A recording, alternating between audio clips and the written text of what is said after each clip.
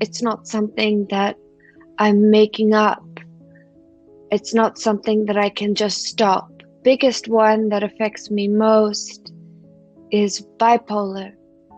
And that's just because you get the immense highs and you get the immense lows. The immense highs make it impossible to sleep. You have constant ideas running through your head. I guess you just want it to shush, but it doesn't. And then sometimes the ideas that you get are so grandiose that it almost seems implausible. Guys, and welcome back to another episode on The Sick Sexy. This week on The Sick Sexy, I am joined by Melbourne-born actress Nicole Melrose.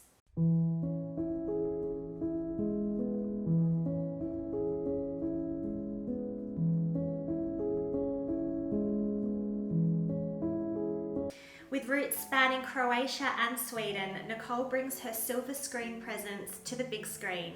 She starred in Australian television shows such as Underbelly. She's been in films such as The Holloway, and her international modelling work has been featured in magazines all over the world. Nicole is best known for her captivating burlesque performances with the House of Burlesque, and she's also the author of her own book, The Words I Swallowed. And today, we sit down and talk about all things burlesque and bipolar. Take a look. Nicole, welcome to The Sick Sexy. Thank you for joining me on this week's episode. No, thank you for having me. It's a pleasure. Oh, the pleasure is all mine. Nicole, you have such an amazing career. You have been a burlesque artist, a model, an actress, you're a writer. I don't even know where to start. Can you walk us through your history? Where have you come from? What's brought you into the world of burlesque? Well, originally it started with performing arts.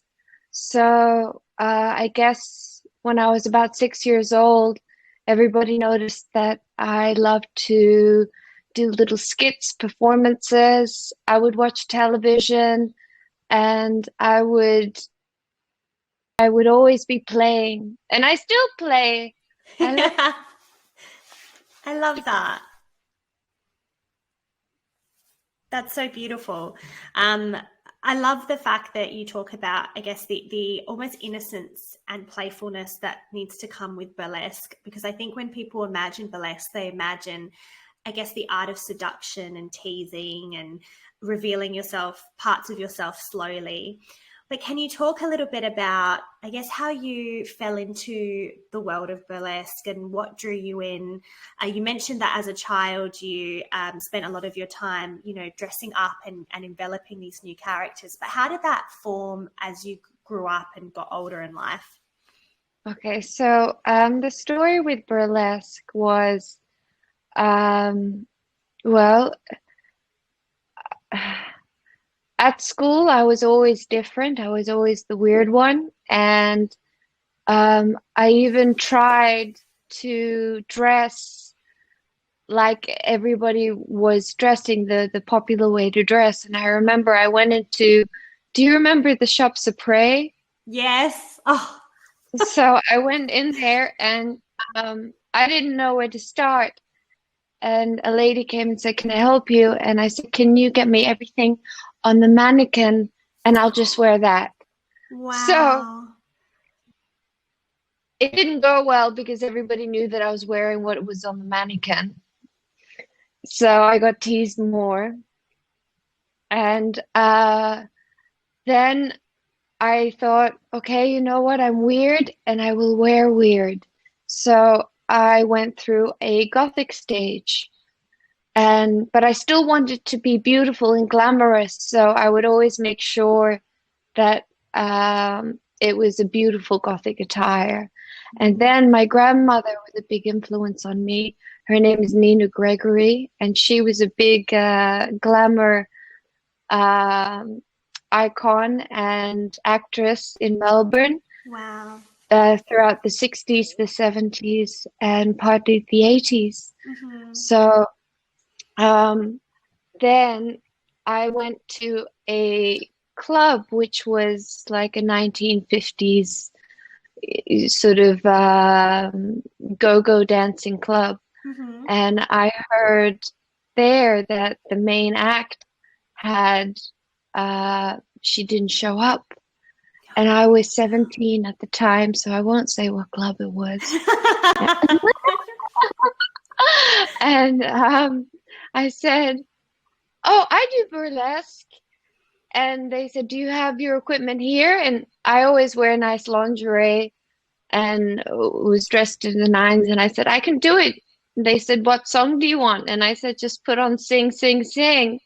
So I Wow. did a made-up performance to that. And then I did another made-up performance to Old-Fashioned Morphine. And that's the story of how I fell into burlesque. That is just, you just don't hear stories like that. Like I remember watching the film Burlesque back in the day, and I would always just Yeah. be like, just imagine this dream world that doesn't exist. And then we meet beautiful icons like you, and I'm like, wow, this is actually some people's reality. Like they do fall into this magical world. And so I guess from then to now, Nicole, because your career envelops not just burlesque, but also, you know, theatre, writing, you're also like an international model. How did that all kind of transpire? Well, that was an accident too, because mainly I did performing arts, so theater, television, and film. Mm-hmm. And then I met Peter Colson, and I became one of his main models. And then from there, it just sort of happened. And then I met many other beautiful photographers, and I've been blessed enough to travel. Um, and the same goes with the burlesque. So I made sure that all my burlesque um, costumes and props are easy to pack and travel with.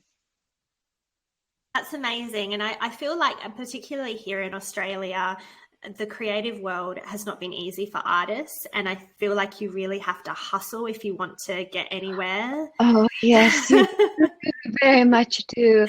And I struggle with selling myself, but my partner, he's a finance broker, but boy, is he good at advertising. You know, if I go in to try some clothing on and he sees a potential client, he shows my website, my pictures, and then he gives my contacts out and he says, "You have to hustle, you have to hustle." And I love that. I just get so embarrassed. I do. And he always tells me, "You must tell people that you've won the Best Burlesque Award 2 years in a row, because people will respond more to that than to me saying I'm a good burlesque dancer." It's So, true. I feel like as artists, we really have to set the stage for ourselves. And I feel like if you are an artist, there's such vulnerability in that, because, you know, oh, the person that you absolutely. are on stage isn't necessarily you walking around talking about how wonderful you are or your accolades. In fact, it's quite hard for artists. I think there's a real Mm, misnomer that just because you're an artist, you're overly confident all the time, and it's not necessarily true. no, I can get quite shy sometimes. And sometimes I'm bubbly, sometimes I'm manic, sometimes I'm happy, sometimes I'm sad, and sometimes I'm more sensual. So, Mm, mm. That's but they're all me. It's just I don't know which one will pop out. My partner says that I have so many personalities that I'll never he'll never grow bored of me. He gets a new woman every day. Exactly. Nicole, you have been so vulnerable with your story on social media, and I guess that's how I found you. And I was originally, I guess, enamored by your career, but then I think the deeper side of that is your vulnerability in sharing your invisible illness, and you've touched on it in this interview and also on social media about your experience living with bipolar disorder, Yes. and your experience with mental health and some of those high highs and low lows. When it Hmm. comes to your career and your personal life, how have you managed that condition, and what are some of the stigmas that exist? Well, um, going in for auditions, I can. I mean, I found myself crying, bawling my eyes out 10 minutes before an audition because I think that I'm terrible. And then when I go in for an audition, it doesn't matter how well or how terrible it goes, I'll sit in the car and I'll bawl my eyes out again just because I want it so bad. But um, what comes along with this career is that sometimes you can be and have a perfect audition, but you just don't suit the part. So unfortunately, you don't lose it because you're not talented. You lose it because maybe they want brown hair and you have blonde hair. Exactly. It's not really something you can control. Oh, no, not at all. Um, and then I can get extremely nervous, to the point of it almost being crippling before, just say I go on to do a theater production, so a Mm-hmm. three-act play, Mm-hmm. and I've been known to be sick in the bathroom, um, thinking, "Oh my goodness, where are my lines? They've fallen out of my head." Mm-hmm. And then as soon as I go on and do the first act, it's just I'm just in a different world, and it's marvelous because the things that don't change are the lines. Mm-hmm. You hope. Yes, yes. So, um, but the actions they change, and that's what makes theater brilliant because it's never the same. Mm. And I guess as someone who, like you talk a lot about how there's different layers to not only your career but also your personality. Do you feel that theatre for you is a bit of escapism, like the opportunity to get lost in a Oh, character? yes, I do. I love it. Oh, I absolutely love it. And I love the audience. The audience and you, just the communication, even though it might be silent, there's always communication there. I love the audience's attention. I'm Oh. a I'm a little bit of a stage hog, I guess you could say. Not not to anyone else that I'm performing with on stage. You Mm-hmm. always give each other time, Mm-hmm. but I can't help it. I love the audience, and I only hope that they love what I give them. That's so beautiful, and it's an interesting paradox, isn't it? Because I think when you live with an invisible illness, and I'm so sorry, I just need to call out my cat who is being the biggest brat right now. I can't even hide it, Nicole. He's just being such a pain, so I'm sorry. Um, No, it's okay. I he, miss my cat. I miss him so much. I've seen photos of your cat all the time, and I'm like, she's such, looks like such an angel. But I live with the devil, and he does this every time I sit down for an interview. So I'm sorry.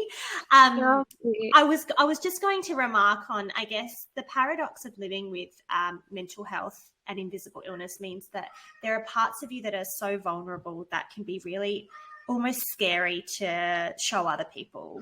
And then on the other Yes, hand, here you are on stage showing every part of yourself. How do those two, I guess, parts of who you are, how do they live alongside each other? Like you talk about being in moments of high highs and low lows, and then having to kind of almost compartmentalize that and go on stage and act, or is it a case of, well, if you're experiencing those high highs and low lows, that comes along with you into your character?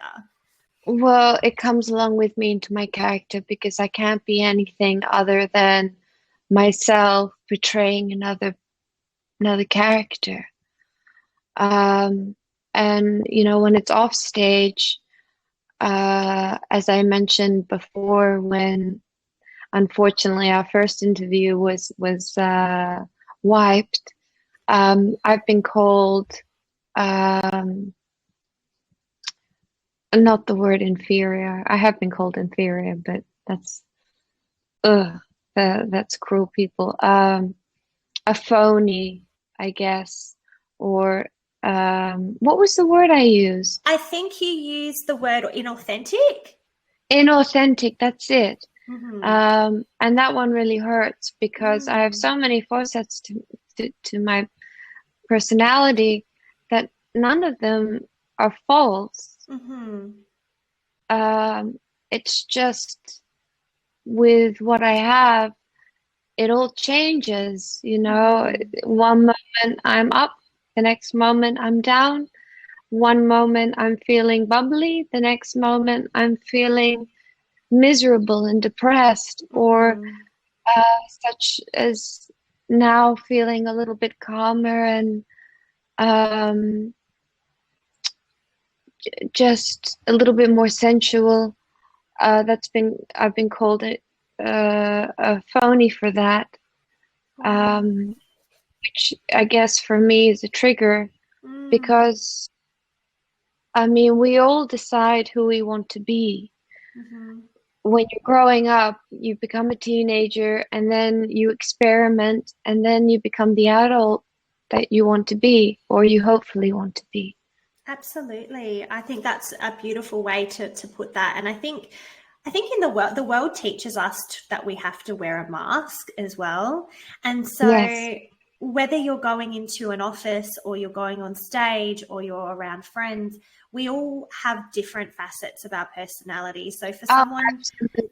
for someone to turn around and say you're inauthentic because perhaps your personality is a little more grand than most people's just boggles my mind that that is even even a thing. And I think if you had interviewed people like Audrey Hepburn and Jean Harlow back in the day, I'm sure they too would have said that that they might have been misunderstood or misinterpreted. And it actually reminds me of something that someone said about Dolly Parton back in Yes. the day. I'm sure you're familiar with Dolly Parton, that Dolly would never leave her bedroom until her wig was on and her makeup was perfect. And I think how wonderful that was just who she was. Yes. She was just accepted for that. And so just because we live like in a modern era now where people would kind of dress the same way, I think it's really beautiful that you have taken your lifestyle back to a really old worldly old Hollywood type of living. I think that's really beautiful. Can Mm, you talk a little bit thank you. about can you talk a little bit about I guess some of those misunderstandings that you feel society might place on you? Do you ever feel like I guess your slow way of living is misinterpreted, and if so, like how do you stay grounded in who you are as a person?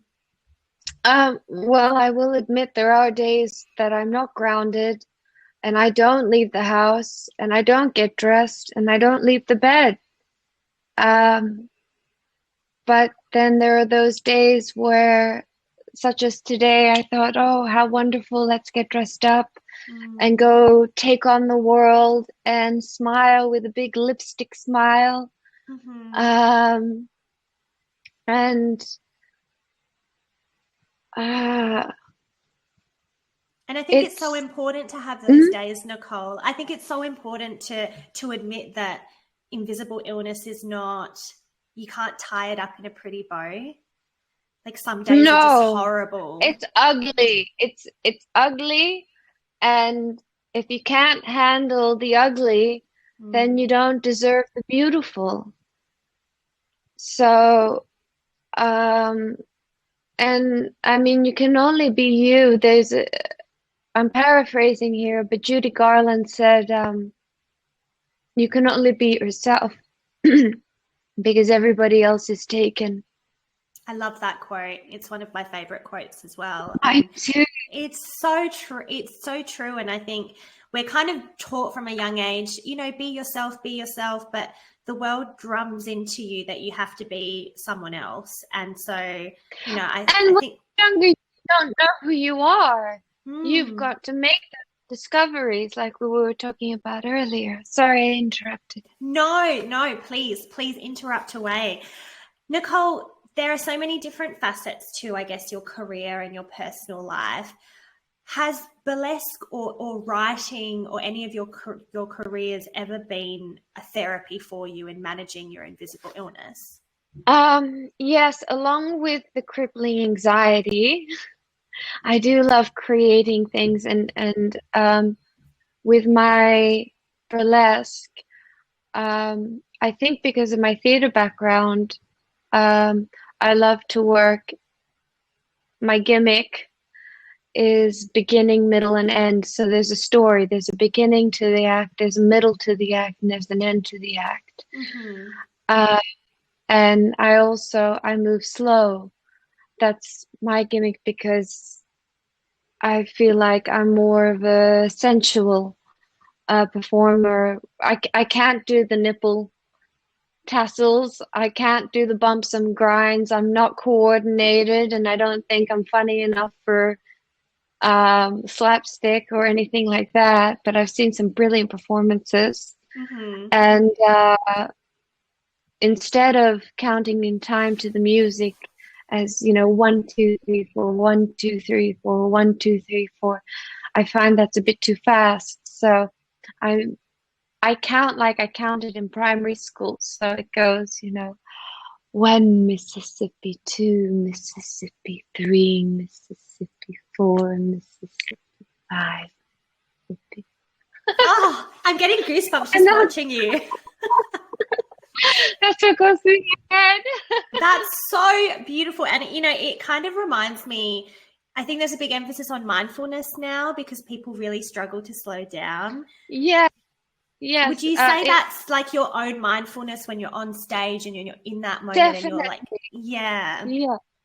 So it really helps sort of slow down and then you've got to be careful because I can't remember who said it, but they said you got to be careful with props because props will have a meeting in the back room to screw you over.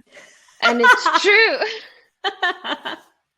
And when you talk about props, what are we talking about? Are we talking about? We're talking about feather fans. You can be talking about a whip. You can be talking about gloves. You can be talking about a simple feather. The one famous one is a corset. So I have this corset that has an eyelet, a hook and eye at the front, and it's a bit bent, and I didn't realize it, so I couldn't actually open it. Oh no! So, and this stuff happens all the time. Oh. But you find a way out of it, and the audience will either not notice or they'll applaud you because of how you escaped. And that particular night, which I've actually got on film on my website. Oh, I have to go back and watch this now. I use one of the audience members to try to get it open, but she wasn't strong enough. Of course, I went for somebody that wasn't strong enough. So I had to use all my force, but keep a smile on my face. Which isn't easy. That's not easy to do. Like being in that art of seduction and you're like probably internally like having a panic attack, and then, obviously, and this is an assumption that I'm making, but I would say that with your invisible illness, would you say in a more heightened state of awareness of your fight or flight? I can be in that particular moment, that particular one. I was actually having a lot of fun. I was on a manic high, and I saw it as a game. I saw it as, how am I going to get out of this? And the audience were none the wiser. No, they weren't. They didn't suspect a thing. I mean, now when I tell people, go back and look at the footage, now people know.